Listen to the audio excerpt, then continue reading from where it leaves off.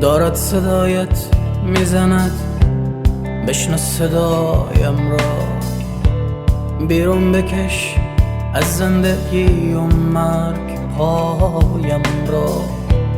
هر بوست یک قسمت از کابوسهایم بود، از ابتدا معلوم بودم انتهایم را.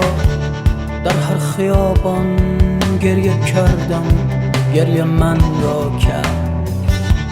شاید ببیند شوهر تو عشقهایم را.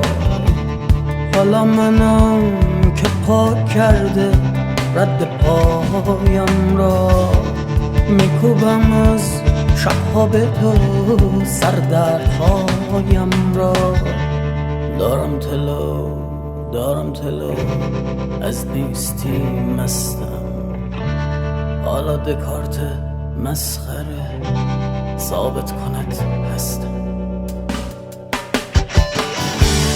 روح دو قسمت شد میان ما، ترک خوردی به لبهایم مرا. نان و نمک خوردی، بوسیدمت از دور.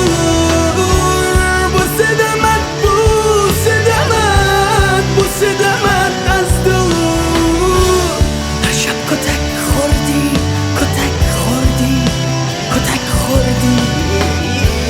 هر شب کتک خوردی.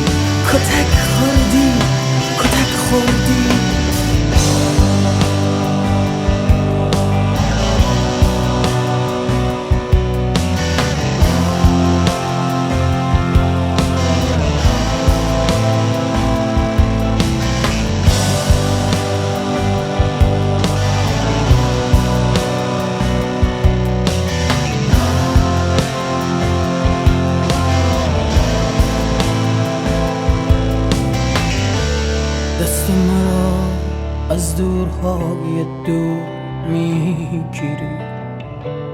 داری تلو از درد میمیری. خاموش گریه میکنی بر سینه دیوار.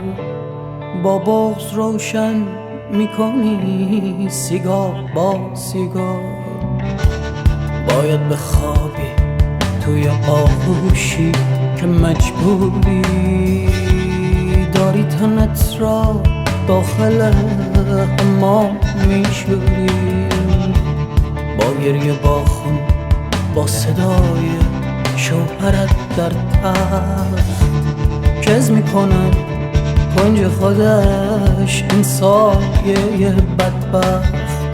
من باختم اما کسی جز ما نخواهد بود. بوی مرا این آب و صابونها نخواهد بود. روح دو قسمت شد میان ما، ترک خوردی به لبهایم مرا. نان و نمک خوردی.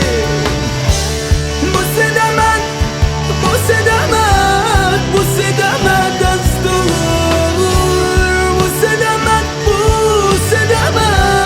بوسیدمت از دور.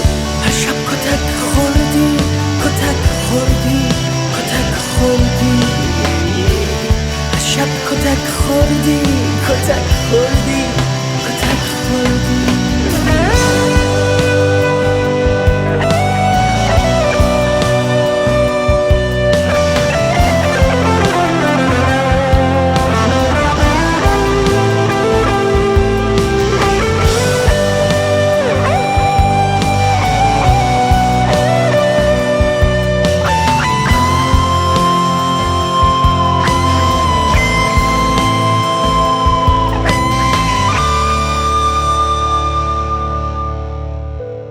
حس کن مرا در دوستت دارم در گوشت، حس کن مرا در شیطنت آیم در آغوشت، حس کن مرا در آخرین سطر از تشنج‌ها، حس کن مرا، حس کن مرا که مثل تو تنها دارد صدایت میزند، بشنو صدایم را، بیرون بکش از زندگی و مرگ پایم را.